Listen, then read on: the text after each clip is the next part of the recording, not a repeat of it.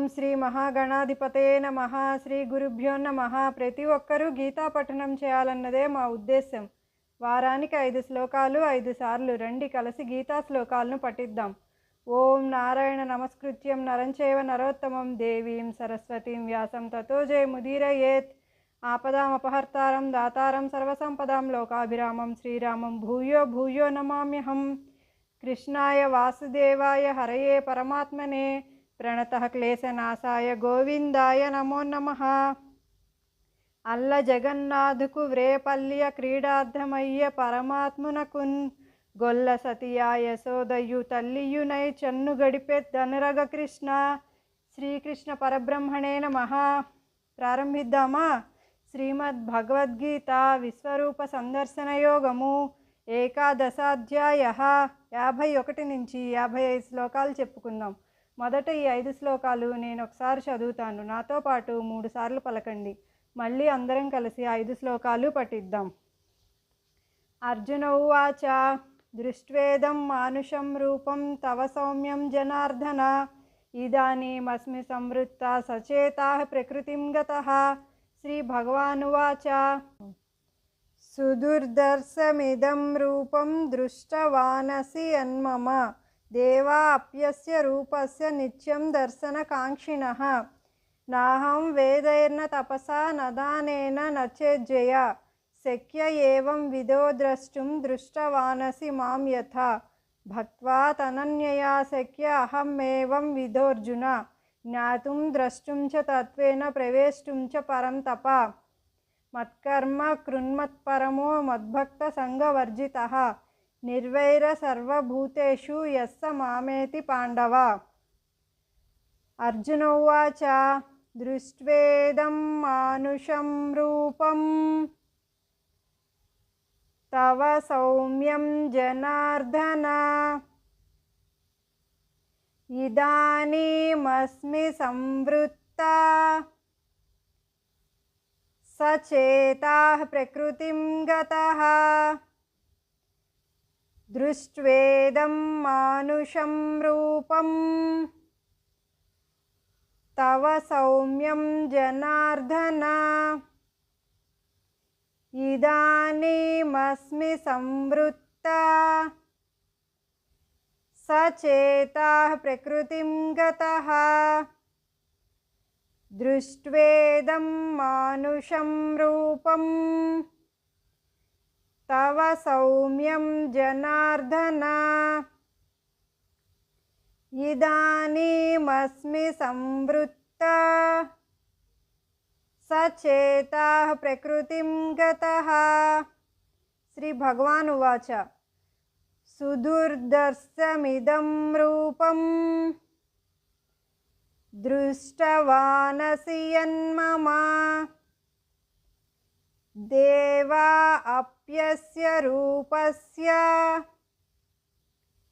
నిత్యం దర్శనకాంక్షిణః. సుదుర్దర్శమిదం రూపం దృష్టవానసి యన్మమ దేవా అప్యస్య రూపస్య నిత్యం దర్శనకాంక్షిణః. సుదుర్దర్శమిదం రూపం దృష్టవానసి యన్మమ దేవా అప్యస్య రూపస్య నిత్యం దర్శనకాంక్షిణః. నాహం వేదైర్న తపసా నదానేన నచేజ్జయా శక్య ఏవం విదో ద్రష్టుం దృష్టవానసి మాం యథా. నాహం వేదైర్న తపసా నదానేన నచేజ్జయా శక్య ఏవం విదో ద్రష్టుం दृष्टवानसि मां यथा नाहं वेदैर्न तपसा न दानेन न चेज्यया शक्य एवं विधो द्रष्टुं दृष्टवानसि मां यथा भक्त्या त्वनन्यया शक्या अहमेवं विधोऽर्जुन ज्ञातुं द्रष्टुं च तत्त्वेन प्रवेष्टुं च परन्तप भक्त्या त्वनन्यया शक्या अहमेवं विधोऽर्जुन ज्ञातुं द्रष्टुं च तत्त्वेन प्रवेष्टुं च परन्तप भक्त्या त्वनन्यया शक्या अहमेवं विधोऽर्जुन ज्ञातुं द्रष्टुं च तत्त्वेन प्रवेष्टुं च परन्तप मत्कर्म कृन्मत्परमो मद्भक्तसङ्गवर्जितः निर्वैरसर्वभूतेषु यः स मामेति पाण्डव मत्कर्म कृन्मत्परमो मद्भक्तसङ्गवर्जितः निर्वैरसर्वभूतेषु यः स मामेति पाण्डवः मत्कर्म कृन्मत्परमो मद्भक्तसङ्गवर्जितः निर्वैरसर्वभूतेषु यः स मामेति पाण्डव।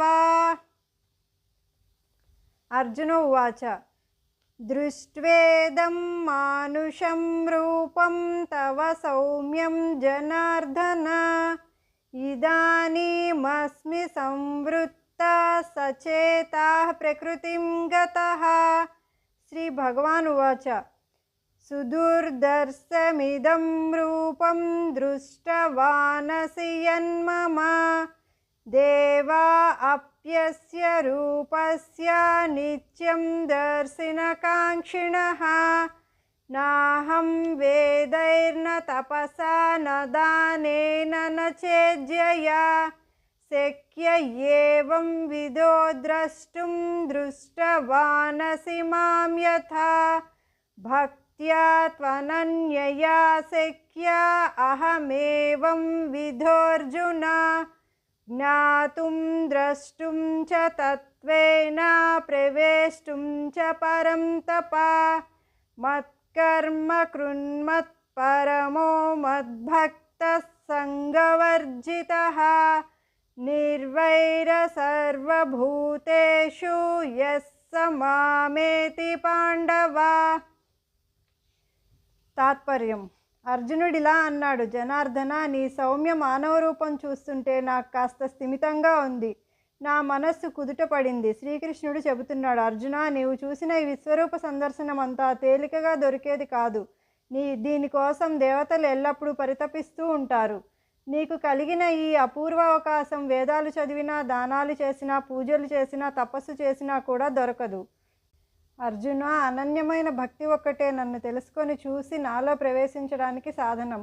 కాబట్టి అర్జున, నా కొరకే కర్మలు చేస్తూ నన్నే నమ్మి నాయందే భక్తితో చరిస్తూ విశ్వమందు నిస్సంగుడవైన వాడు మాత్రమే నన్ను పొందగలడు.